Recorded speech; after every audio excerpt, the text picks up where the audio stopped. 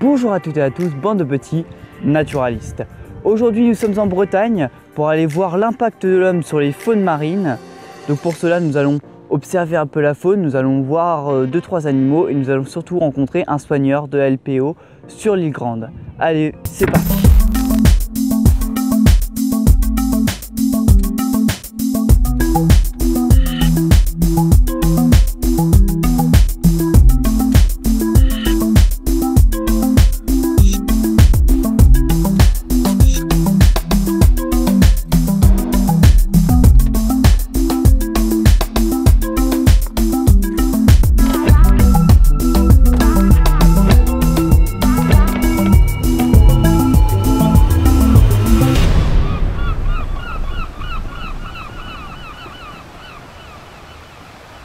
À l'île Grande, on a une station ornithologique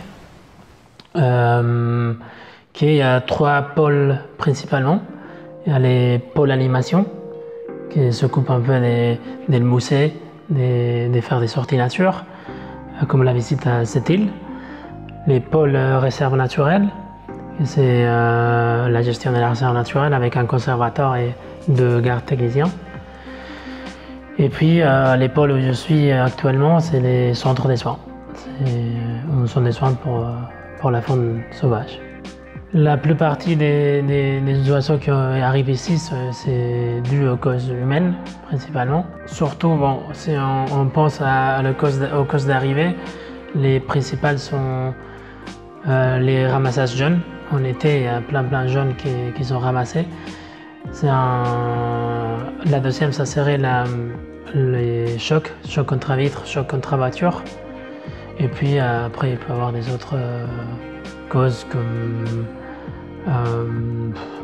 la chasse, la capture accidentelle d'un défilé, plein d'autres raisons, les chocs contre tendu électrique, par exemple. Bon, les centres de soins de l'île Grande, il est spécialisé en oiseaux massoutés. On a toutes les années une vingtaine, une trentaine, voire plus, dépend des années, des oiseaux massoutés.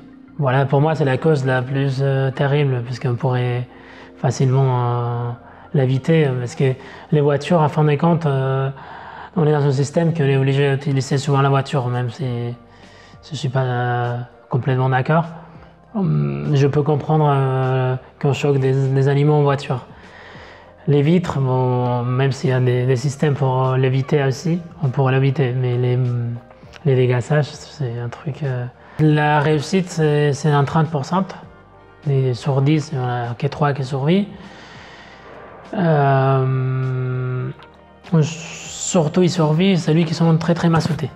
Parce que les oiseaux qui sont très massoutés, ils arrêtent de se nettoyer. Et ils sont plus rapidement sur les côtes, du coup ils ont une meilleure forme. Et par contre, celui qui ne sont pas trop massoutés, ils mettent vachement plus longtemps dans la mer.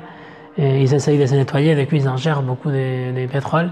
Et ils ont une forme, mais ils ont des problèmes gastriques souvent, des hémorragies internes, et ça finit pour les décès. Il y en a eu une trentaine cet hiver. Et les bateaux ils profitent pendant la nuit quand il y a une tempête, pour dégasser, pour faire la vidange. En fait, au lieu d'aller au port et payer, une nuit qui a beaucoup de tempêtes, ils dégassent et avec la marée, il y a tout qui part. Du coup, c'est très compliqué de suivre la trace.